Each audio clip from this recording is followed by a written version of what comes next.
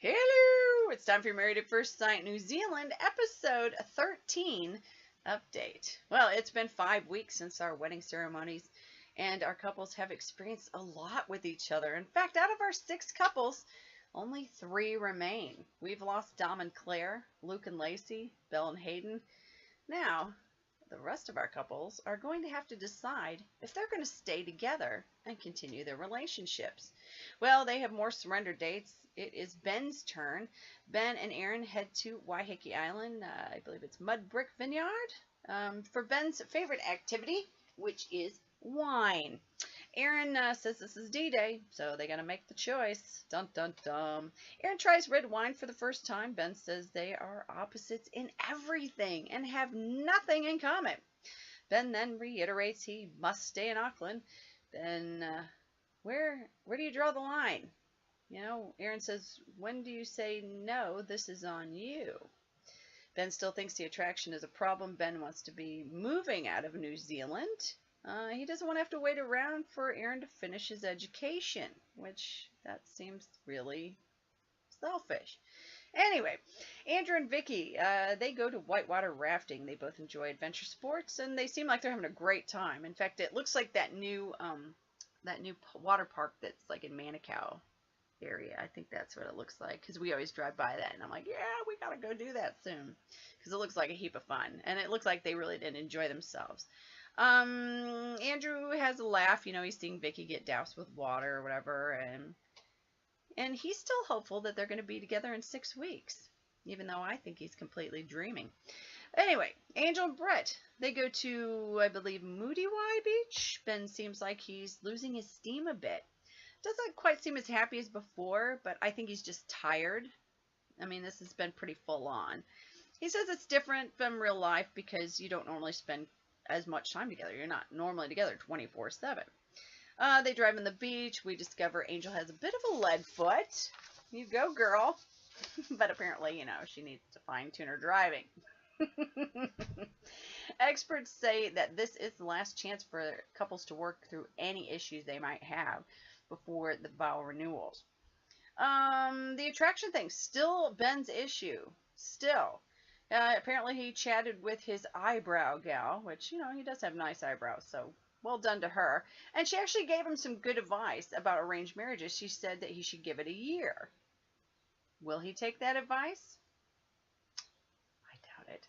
Anyway, Vicki and Andrew, they end up having dinner after whitewater rafting. Andrew questions, why was she jealous? Back when he was texting about that one girl or whatever, apparently he looked at some girl's pictures and made himself feel good about it. But anyway, on with so they talk about it. He thinks they get on like peas and carrots. Vicki says maybe there's a chance. And to be honest, she's a lot nicer when she's not around Ben. So there's a little food for thought. On to Angel and Brett. Brett says he's pretty independent. He thanks Angel for being understanding. She starts to tear up. And she's worried the bubble might break. And, you know, me too. I was right there with her tearing up because, you know, I just want so badly for these two to make it, you know. And I really think they got a good chance. So I'm still quite hopeful. Aaron goes back to Christchurch. He stops in to see his mom. Aaron's going to have to make the most compromising. And Ben seems to make Aaron do all the compromising. And his mom basically, you know, she starts to say that. And then she starts to cry. I start crying with Aaron's mother. But she gives him wonderful advice. She says that he needs to make sure that he's not the only one doing the changing or the compromising. And, you know, because he needs to be happy too. And he has to look, you know, would Ben do the same for him? As a mother, and from me seeing it, I would say I don't think so. So I am so right there with you, Aaron's mom. I am right there. I was crying with you, and we don't want our Aaron to suffer. But there you go. Anyway, so, and the big thing is Ben says that he's still not attracted. He chats with his friend Hamish. I list pros and cons of staying in the relationship. He says he's learned a bit not to judge as much. Sorry. He likes Aaron more, but again, he's still not attracted to him at all. Anyway, Brett thinks a week apart might be good for he and Angel. He talks with his mates. How would Angel adapt to Lincoln? Would she cope? It's a small town. He asks for vow suggestions. His mates say, hey, just be honest, mate. Angel is missing Brett. She's texting him. She chats with her sister about what to do for her vows, that sort of thing. Angel's worried about the fairy tale ending. It's been pretty dreamlike, and is it still going to be the same? Is it real? Does he still feel the same way? I don't know. I sure hope so. But I think they kind of pulled this on us to give us a little fright, because we're like, no, please don't take the last couple away from us. That's my guess. Andrew goes home. He hangs out with his pig. He wants a best mate. He thinks Vicki can be that. Vicki is happy to be home. Her family asks about how she's doing. They discuss her choices. She does realize that Andrew is a genuinely nice guy, and I'm happy to hear her actually admit that. However, we'll see, but I'm not feeling it. I really don't think so, especially because she's home, and every time she goes to visit with her family, then it just totally just crushes everything. So that's why, I mean, because that's just habit. It's happened every time she talks with someone from back home. So I'm sure that's going to be the ending, but we'll see. All right, our biggest decision yet for our final 6. Okay, Angel's stressing out, because it's a big decision. Will he feel the same? Brett's, he's like, I want a partner. It's going to give 110%. And I think that that's not going to be a problem. While away, Aaron says he kind of misses Ben's humor, etc. But he really needs to be honest and say how he feels. Ben didn't think it was going to be this hard, and it's crunch time, and he still isn't sure what he wants. Andrew's nervous and unsure. Vicki says Andy is completely different than any of the guys she's dated, but maybe that's a good thing. And did I not say that day dot? Yes, let's go back and listen to what I said, because I totally said that.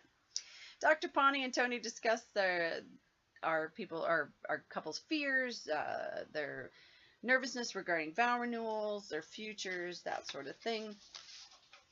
And now, back in Auckland for the vow renewals. Here we go.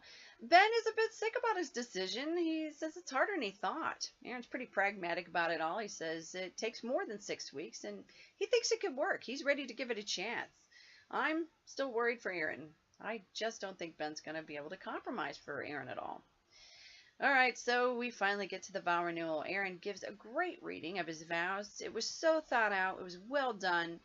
He wants to keep going, but he needs to stay in Christchurch for now. And we know that's so he can finish his education. Smart thing to do, mate. On to Ben. He even mentions it's a tough act to follow because Aaron did a great job. He's kind at first, but then it starts to kind of turn. He brings up the honesty and trust thing, which is a bunch of crap. Then the attraction thing. I knew that was it, right? He can't continue, and then says it's over. I knew this was coming, but I still feel bad for Aaron, and I'm still going to be pulling for The Bachelor Fabulously Gay Edition for Aaron to be the Bachelor.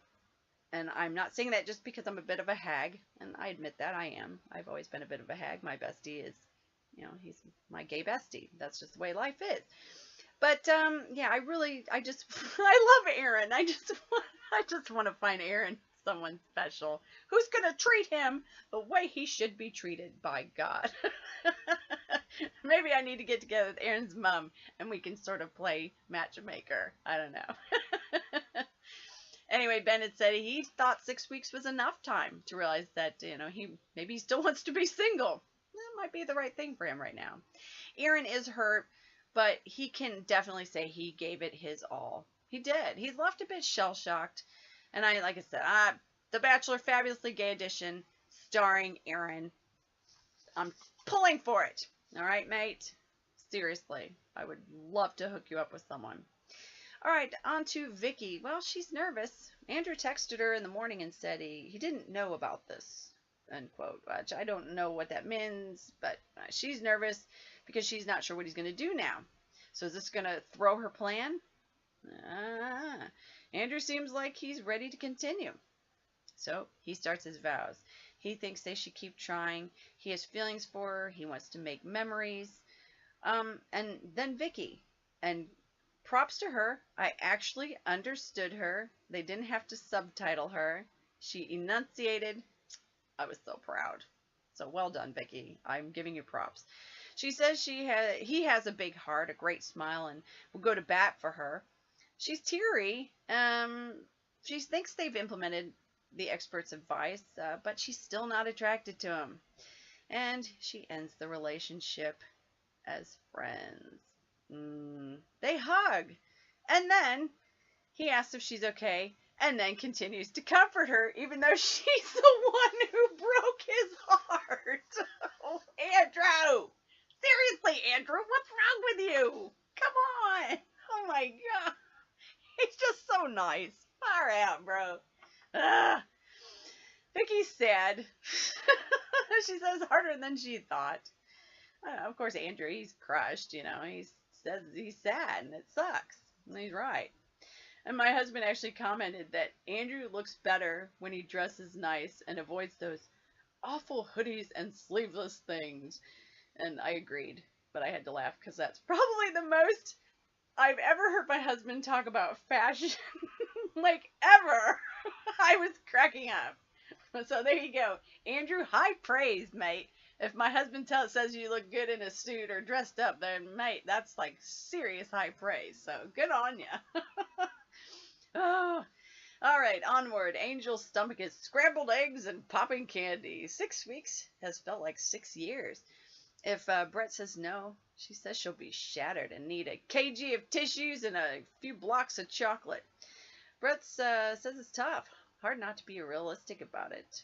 And then they start doing the horror movie piano key action thing where it's ting, ting, ting. I'm like, oh my gosh. It's not, are we waiting for Pennywise to come out and stab us? What the hell? That was so weird. The ting, ting, just like the piano. Oh, it was just weird. All right, so Angel, she talks about, is this too good to be true? Their wedding was the best day of her life. She's fallen hard. And I see her start to tear up. I'm a bloody goner. It's sob fest. He's the one. They embrace. I'm starting to get choked up just thinking about it because it was really beautiful. And then I look over and I see a tear coming out my husband's eye, and I'm like, oh, you little goober. I was like, aw. He actually thought that was sweet too. So, there you go. You made my hubby cry, Angel. Isn't that sweet? It was pretty good. I really enjoyed it. That was so wonderful. They embrace, and Brett says he's humbled and blessed to have her as his wife, and her positivity is infectious, and he's hit the wife jackpot. They kiss, and, yeah, and me and the hubby had our tears, you know. It was really sweet. All right, tomorrow, our couples reunite one final time. And then we see Lacey gets in a snit and walks out. So we'll get to find out about that. So interesting. What is happening there? But thank goodness, Angel and Brett, they made it this far. Now hopefully tomorrow when the couples reunite, they'll still be at it. So here's hoping that's the case. Until then, have a great day, everybody. See you.